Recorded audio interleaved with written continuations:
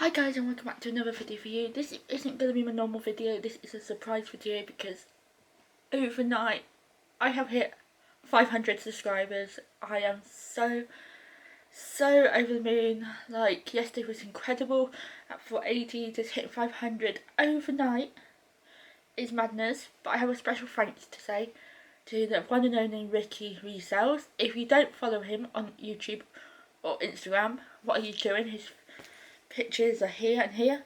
Please go and follow him. He's amazing. I'm pretty sure everyone follows him because he's so funny, so cool, and he's amazing. He's really kind and supportive. So go over there and follow him. So I just want to say a massive thank you to everyone that has subscribed. Welcome if you're new. My name is Lucy. I resell toys from Car Beauty Sales, charity shop and Facebook Marketplace on eBay to make a profit. So today is going to be my 500 subscriber Q&A. Haven't got loads of questions. These are just some that was left over from the last Q&A. So I'll do my best to answer these. If you do have any questions, please leave them down below. I will probably be doing a live stream either on YouTube Monday or Instagram Monday. So my Instagram is here to celebrate hitting 500 subscribers. If it's sooner, I'll let you know. But yeah, number one, what platform do you think is the future for resellers? I don't know. To be honest, I think it would still be eBay. Hopefully nothing ever happens to eBay. I can't touch wood, but I'm going to touch wood. But I hope eBay still is the platform. So it are literally a toy that's got batteries is leaning against something talking to us. But there's plenty got coming. There's Vintage and Poshmark's now just come to the UK. But I still reckon eBay's going to be the top one. If you could niche down to one brand of toy, what would it be? So there's three top brands that sell well for us. Well, there's technically four. Schleich, which are the horses and animals, or like the collectible stuff. Monster High, Octonauts, and Trackmaster. If I could guarantee I could pick them up every week, big bundles of them, I would niche down to one of them. But boot sales and like places are hard to find that stuff the best of times. And when you do, it's either really overpriced, but then unlucky it's very cheap. But I probably wouldn't ever brand down to one brand of toys because one, you get a rarity at a car boot sale, and two, like I said, you don't want to just rely on one item, branded item. Is it more easier to sell on auction? To us, yes. So we have put a few things on Buy It Now. One by accident, that was meant to be an auction, and the other one was meant to be Buy It Now, and it sold.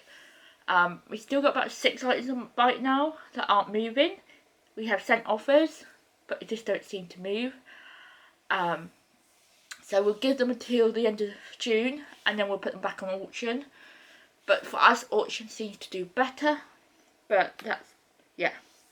How is Buy It Now going? Like I've just explained, we've sold 2 Buy It Now items. One was meant to be auction, because it wasn't meant to be a £3 Buy It Now, which was our genuine mistake. The other thing was meant to be Buy It Now, and it did sell.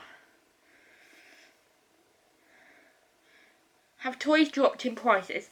Some branded toys have, others not so much. It really depends on the branded toys. But yeah, some toys have.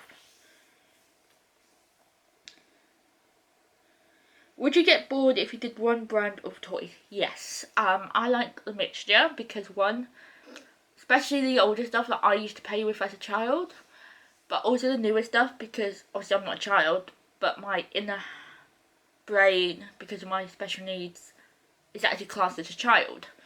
So I technically, even though I'm working and testing these toys, I'm playing with them. So I get to have toys, use them, test them, make them good from someone new, and send them on to their new life. So I get them for like a week or two. So yeah, just ignore that sound, it's going to drive me insane in a minute. Best tip for a new reseller. So look for the product you love. Look for stuff you're into. and that or stuff you really love to learn about. Don't just do stuff you're not into for the sake of it. If you don't love it, I don't love clothing, and I would never go down the clothing way, because the thing with clothing for us is we can't tell fakes. Yes, it may be easy to package, but if we can't tell fakes, there's just no point. But secondly, our eBay is built on toys.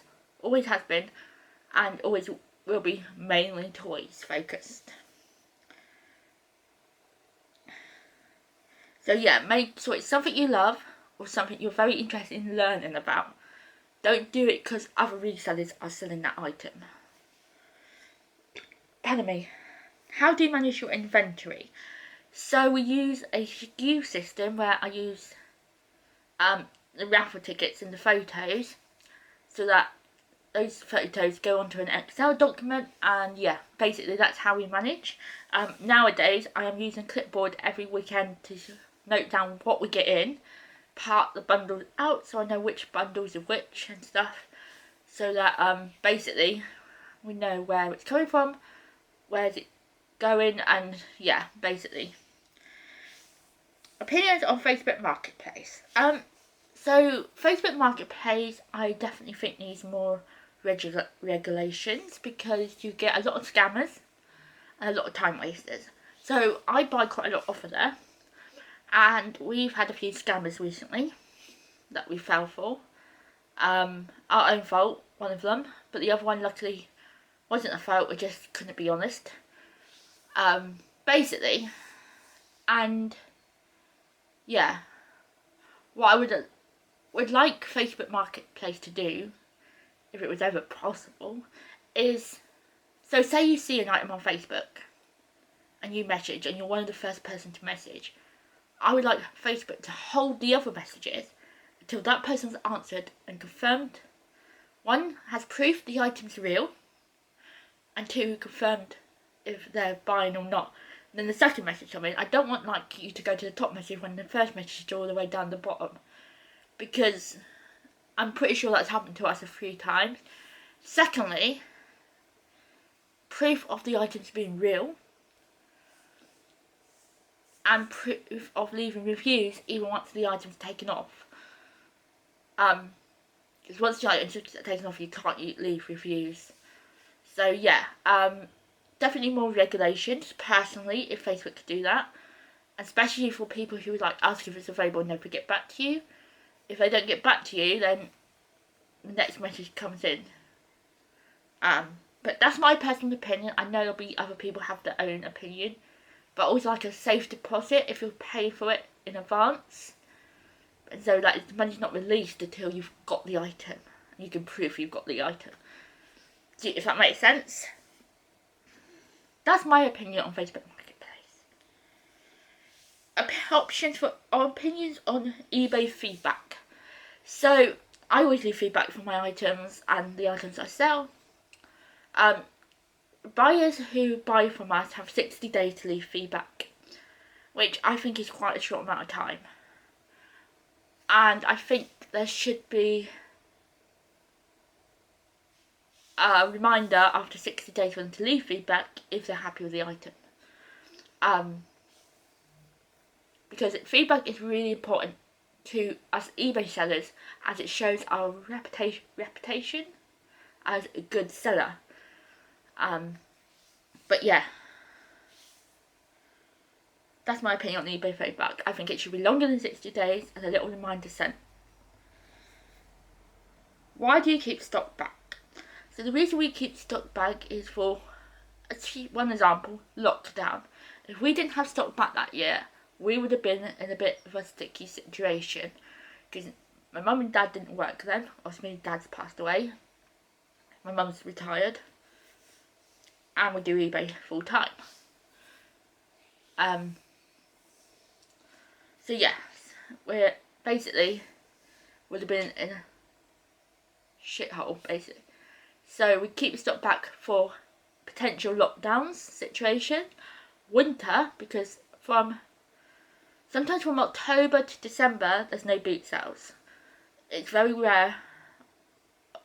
Sometimes even September they stop. So we keep stock back for the winter months, September, October, and the early bit of November. Then from November, sometimes in November we sell, and in December we have December off because we don't want to be adding to the postage situation. And we start listing end of January, early Feb the following year. So it's the reason we keep stock back, because until January, March time the following year, the car boot sales don't really start. And like we've seen this year, the boot sales have been a bit pants because they started all late. How's the office coming along? Very slowly. We'll have a bit more done on Tuesday next week, because the boot sale stuff that we are taking on Monday, we are going to go and sell at Way Hill in Andover. So if anyone wants to come down and see us, please do. It's a really, really good boot sale, especially on the Sunday. It's really good. Don't know what it's like on the Monday, but I'm hoping it's going to be good because it's going to be a hot one. So yeah, we'll be there Monday selling personal items and some of our death pile. So please do come down and see us if you live in the area. How do you deal with lowball offers? We reject them. If they're not in our price range, we reject them. What was life like before reselling? Lonely. I have always found it hard. I had an old channel that I occasionally use, and I made videos on there before this, but my life has always been quite lonely. I live in the middle of nowhere, and it's like a 3-mile walk to a bus stop. And when you've got anxiety as well, it's quite hard. And making friends is not easy. I've never found making friends easy. I get very nervous of new people. I never know how to take to someone. So I've always had quite a lonely life. That's kind of why my mum's my best friend. So yeah, lonely and quite boring before reselling.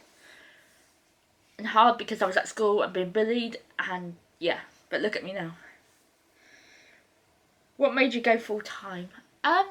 Pretty much just because it's what we love to do, and plus I started this YouTube and I thought, right, it's time, we need to do this. Any advice on reselling games and media? If you can test them, do test them. Try and get them really cheap at the boot sales if possible, and if you can clean them, if they're scratched, do that. But unless they're really, don't buy for example, always buy like Mario games and stuff. Don't buy Brain Training, for example, even though now Brain Training will go up in price. No, I said that. Do you know what I mean? So yeah, basically just be able to try, if you can be able to test them, all well and good, if you have that set up. If you're able to clean them, even better, and prove they're working, yeah.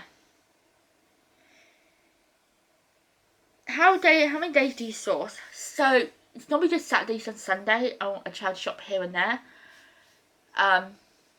It's normally just Saturdays and Sunday. Anyway, this week we got 5. So we got a Saturday. I said I wasn't doing a Saturday copy, but we might have lied. We're doing 2 Saturday. We've got the normal morning Saturday, and then the indoor one. Then we got 2 on Sunday, my favourite, and then Winchester. And then we're selling at Way Hill, and then probably do the weekday one at Brookfield. So possibly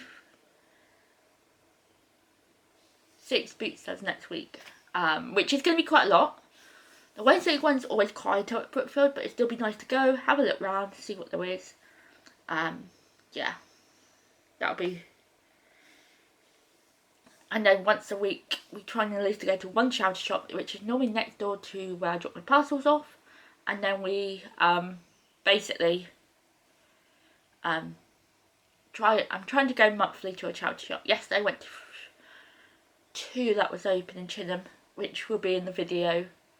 I don't know when it'll go up. I might put it up sooner rather than later, because obviously I hit 500 subscribers last night. So yeah. How do you keep on top of your stock when it's piled high like hoarders? So this is from a comment I got yesterday, and I got this question from the comment, and the stuff that you saw in that video upstairs, and the reason it's like that is that stock has been processed from last year or the years before, and it's like stock that was with stuff that had sold and made the money back, and that was left over that we hadn't paired up with things and stuff, and we went in there to find some bits and bats out, and we keep on top of it. When we're not hoarders, it's just how we keep on top. We're trying to get more organised this year, which is easier said than done when the office is still under work. But Monday, like I said, we're selling, so all the pizza stuff will be at the office, which means I can work on the office a bit more next week and be able to get some more boxes and put in there and organise the office to my standard. I will also be painting the office at some point, so yeah.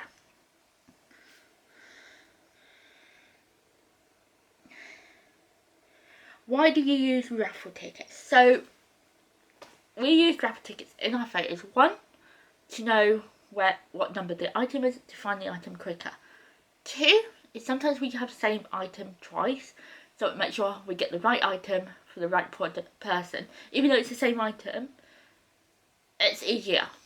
Thirdly, this year, as of May and June, we have now started doing monthly raffles, so we know when it comes in, when it's listed, and how much it's sold for.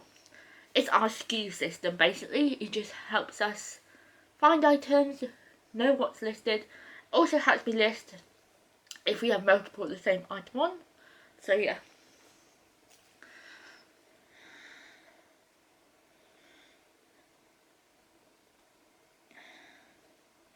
Do you have a SKU system? Yes. That I just explained, it's the raffle tickets.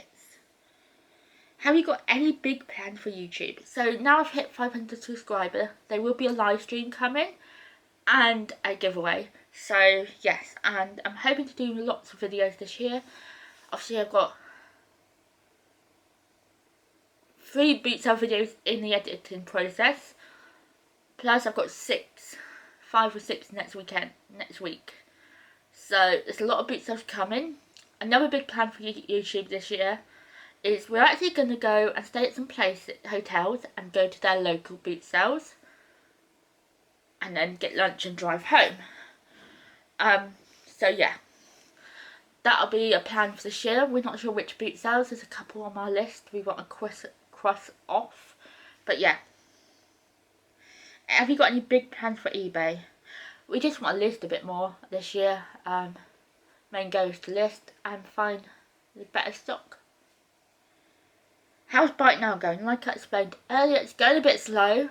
We're still doing better as auction, and I think because we're generally built on auction, we'll always do better on auction. But we've sold one thing on Bike Now.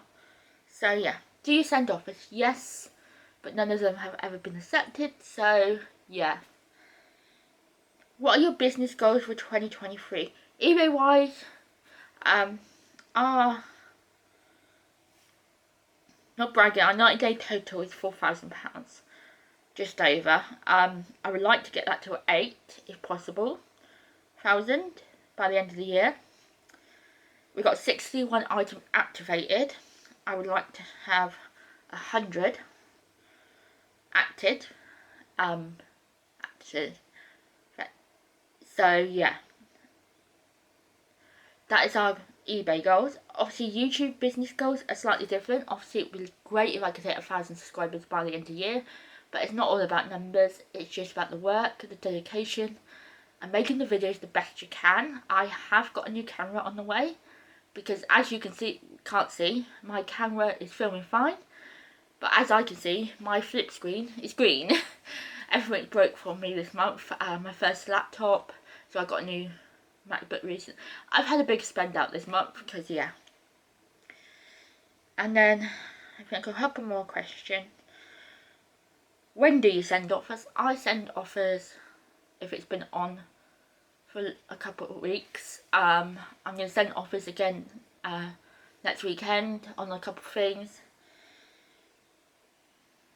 And yeah, And how much money do you take to a car?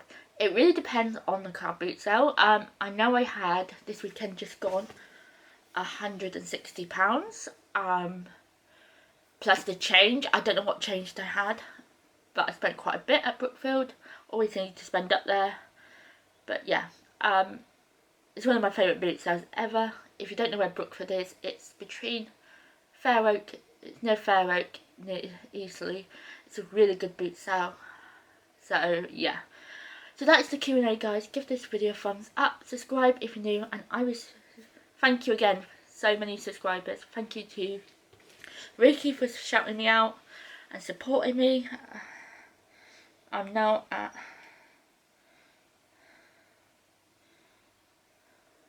515 subscribers, so thank you to Ricky for shouting me out. Make sure you go and follow him on Instagram and YouTube. I will see you guys in my next video, which will be, I think it's either wishlist or worst buys tomorrow, but I can't remember what. But I will see you guys tomorrow for another video. Bye guys.